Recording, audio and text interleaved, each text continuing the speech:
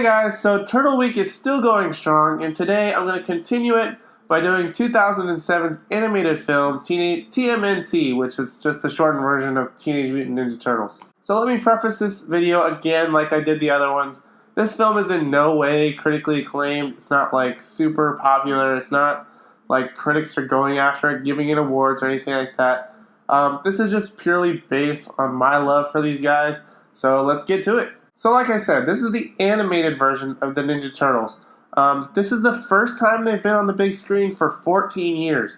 There was a 14-year gap between Teenage Mutant Ninja Turtles number 3 and this animated film between 93 and 2007. That's crazy.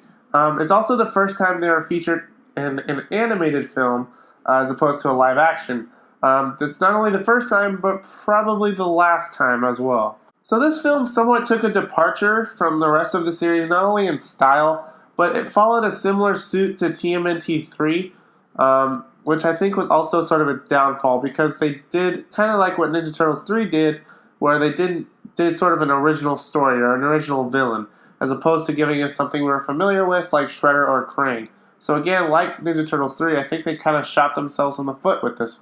So the story of TMNT is that the brothers it's very much a continuation of the original movies, just sort of later down the road. So what happens essentially is that the brothers have more or less grown apart.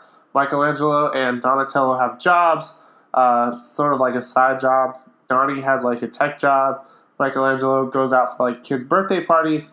Raphael sleeps all day and then goes out at night as a vigilante named the Night Watcher. And Leonardo's off in the jungle, sort of discovering his own way of being a leader, stuff like that, and eventually comes back.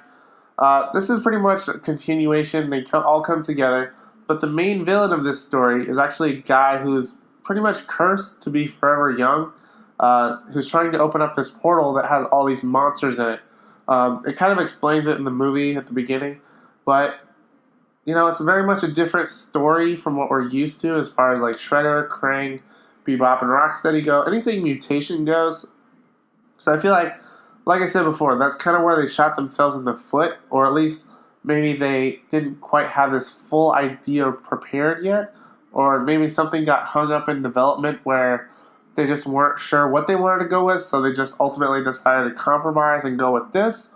I'm not entirely sure how they decided to do that, but you know, it worked out, I guess. So because this is an animated film, we also get a bit more of a star-studded cast as opposed to the previous films. The voice of April O'Neil is Sarah Michelle Gellar, who played Daphne in the Scooby-Doo movies, Buffy the Vampire Slayer. Casey Jones is voiced by Chris Evans, Captain America himself, or Johnny Storm, depending on where you want to put him on that spectrum. Also, the main villain is voiced by Patrick Stewart, who does, you know, X-Men, Star Trek, pretty much anything. So we get a lot bigger, more star-studded cast for this film as far as voices go, and as far as people contributing to the project goes, at least until the 2014 version.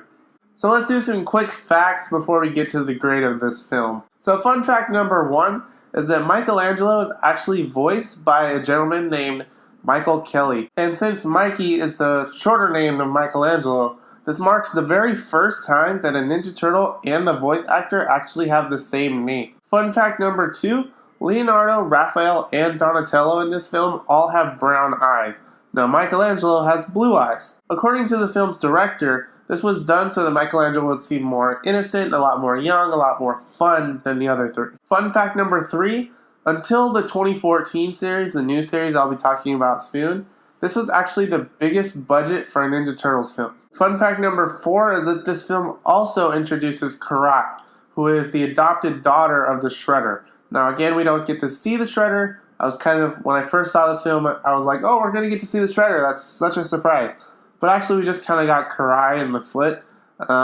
Maybe if they had made a sequel to this film, we would have seen the Shredder. But unfortunately, that never happened. Finally, fun fact number 5 is that this film is also sort of considered to be a loose continuation of the previous 3, the 90s films, because there's some very small connections, although it takes place in a different universe.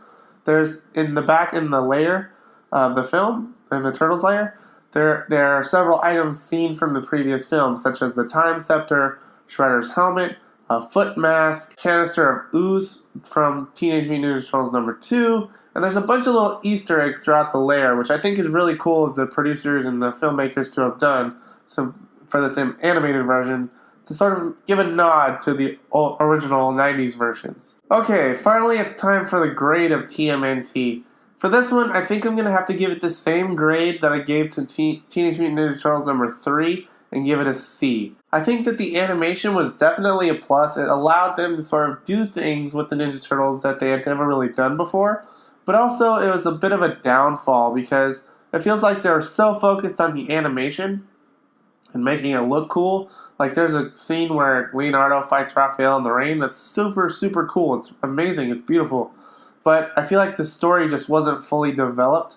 I feel like the producers and maybe the writers or several people working on the project may not have had the same vision or the same ideas. So instead of going like a Shredder route or instead of going like a Krang route, something that people would really like, they sort of just compromised and kind of came up with this halfway story of like this guy who's wants to bring back these monsters and stuff like that. I just don't think that was a story that the Ninja Turtles really needed or that people really wanted to see them do, but I think that's just the unfortunate of how it worked out. So guys, that wraps up my TMNT review.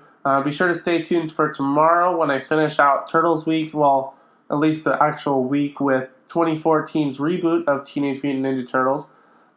If you happen to miss any of the Turtles Week videos that I did, be sure to go back on my channel and check those out. Thank you very much for watching, and like always, please don't forget to like, comment, and subscribe, and we'll see you in the next one. Cowabunga!